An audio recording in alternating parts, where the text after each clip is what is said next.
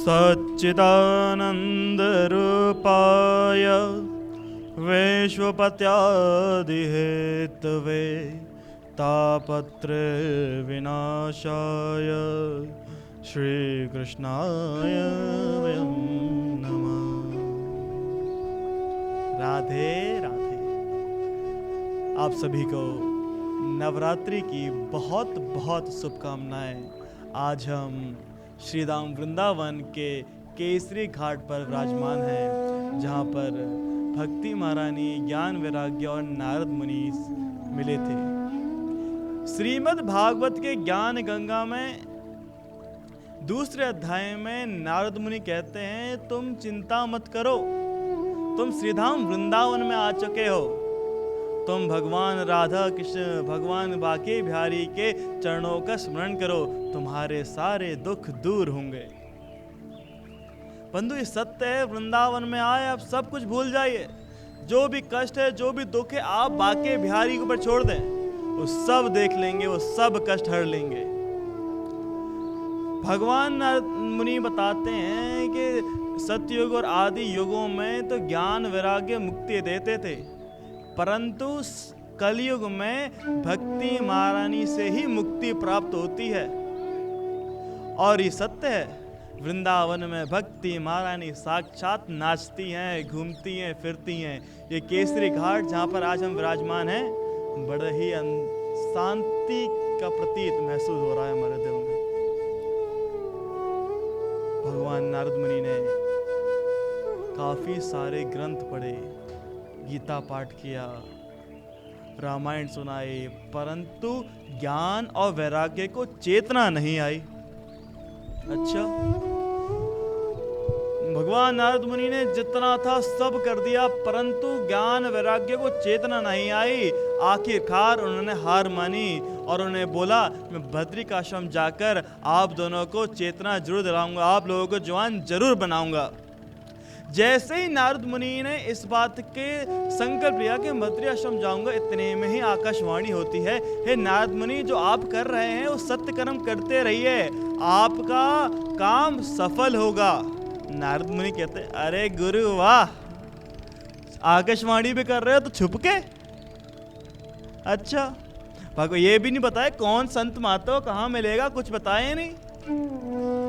भगवान नारद मुनि चलते गए, रास्ते में काफ़ी लोगों से मिले, काफ़ी संत महात्मा से मिले, परंतु किंतु किसी ने भी ऐसा कोई उपाय नहीं बताया वो जिससे ज्ञान वैराग्य को चेतना दिला सके।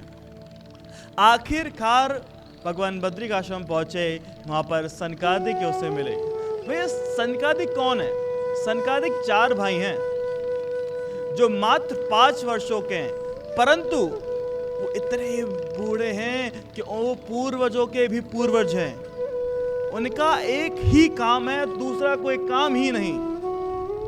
एक व्यक्ति बैठ के भगवत नाम लेता है और 3 जो भाई होते हैं वो सुनते हैं। जब एक के भाव समाप्त होती है तो दूसरे का प्रारंभ होता है, तीसरे का समाप्त होती है तो तीसरा स्टार्ट करता है। ऐसा ही चलता रहता है, ये साइकिल कभी बंद नहीं होती है। भगवान नारद मुनि को मिलकर प्रणाम किया, स्तुति की कि भगवान, मैं इस समस्या में आ पड़ा हूँ, कृपा करके मुझे ऐसा कोई उपाय बताइए जिससे मुझे चेतना प्राप्त हो, जिससे मेरे पास कोई उपाय हो, उपाय बताइए जिससे ज्ञान वैराग्य को मैं दोबारा जुआन बना सकूं।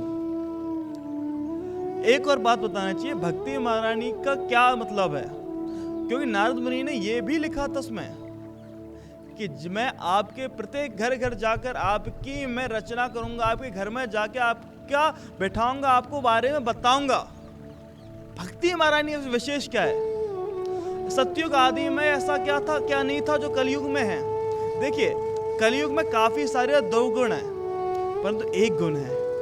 सतयुग में, त्रेता युग में आप हजारों साल तपस्या करने पड़ती थी, कभी ये संकल्प, कभी वो, या कभी ये, कभी वो, परंतु कलयुग में आपको मात्र राधा नाम लेने से ही मुक्ति प्राप्त हो जाती है। राधा क्या है? रा का मतलब अनुराग, प्रेम। धा का मतलब संस्कृत में एक शब्द द्विविद, द्विविद से निकला है, जो उच्चेतना से जल्दी प्राप्त हो। राधा नाम लेने से भक्ति जल्दी प्राप्त होती है। आगे चल के बंधु सनकादिक ने बताया कि हमारे जीवन में आप कितने भी तप कर लें, ज्ञान तप, दान तप, आदि तप, जितने भी हवन कुंड जो भी कर लें, परंतु आपको वो सब मुक्ति दिलाती है, भगवत भक्ति नहीं। सॉरी, वो आप सबको मुक्ति नहीं दिलाती, वो सब आपको स्वर्ग प्रदान करता है। स्वर्ग में कुछ नहीं है। आप अगर देखें स्वर्ग और नरक में अंतर क्या है। स्वर्ग में हर एक व्यक्ति खुश है, भगवान के चरणों में है, परंतु नरक में क्या, हर एक व्यक्ति दुख है। जो जो उसने पाप किए हैं, दुष्ट कर्म किए हैं, उसके मन में वो दोबारा रिपीट कर रहा है, वो जिंदगी दोबारा जी रहा है, ये नरक है। और स्वर्ग है सब संपत्ति है, परंतु भगवान की कृपा नहीं वहां पर बंधु। सनकादिक बताते हैं कि आपको ज्ञान यज्ञ करना पड़ेगा, उससे ही आपको मात्र मुक्ति प्राप्त होती है। और ज्ञान यज्ञ किसे कहते हैं? श्रीमद् भागवत को ही ज्ञान यज्ञ कहते हैं। श्रीमद् भागवत का पूरा नाम श्रीमद् भागवत ज्ञान गंगा। यमुना जी के किनारे हम बैठे हैं, गंगा जी की बहन। बंधुओं, नारद मुनि बड़े खुश हो गए और पूछने लगे मैं किस तरह से इसको व्रत करूं, मैं क्या करना चाहिए, ये वो। उन्होंने पूरा समझाया, ऐसे ऐसा करना चाहिए। सनकादिक ने बड़ा ही प्यारी बात बोली आगे चल के कि ज्ञान भागवत क्या है। जैसे कि आप आम का पेड़ लें, आम के पेड़ में नीचे से लेके एक एक डाली, एक एक पत्ते के अंदर रस है, परंतु वो रस आपको स्वाद नहीं आता जब तक उसके अंदर आम का वो फल ना निकले। वैसे ही जो ग्रंथ हैं, जो उपनिषद हैं, उन सब का श्रीमद् भागवत उसका फल है। जैसे कि गन्ना का पेड़, गन्ना आप कितने चूस ले, लेकिन जो मिश्री का स्वाद है वो गन्ने से आपको नहीं आएगा।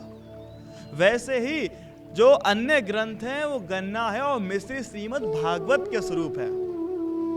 आपको अगर आरती करनी है तो किससे करोगे? घी से। आपको कुछ खाना बनाना भगवान के लिए, क्या? घी से। और घी कैसे? आप दूध पी सकते हैं, परंतु दूध में आपको घी का स्वाद नहीं आएगा। पहले आप दूध निकालेंगे, उसके अंदर जो मलाई निकालती है, हमारी मम्मी बनाती थी। हमारी मम्मी पहले बचपन में घर में एक गाय थी, उसका नाम था गंगा। तो उसके दूध निकाल के, उसकी जो मलाई निकलती थी सुबह सुबह निकाल के रखती थी अलग, और उसके बाद में एक कटोरे में रखने के बाद में उसको इकट्ठा उबालती थी, उसका घर का घी बनता था। वो घी इतना स्वादिष्ट लगता था, अत्यंत ही आनंदित। क्या बात है। वैसे ही वो घी श्रीमद् भागवत है, अन्य ग्रंथों का, अन्य प्राणों का। बंधुओं, आगे चल के बताते हैं कहाँ कैसे श्रीमद् भागवत हुई, और यह आप देखिए। और सभी को शुभ रात्रि, शुभ नवरात्रि। बोलिए वृंदावन बिहारी लाल की जय। या भैया अभी आगे मेरे सामने है। राधे राधे।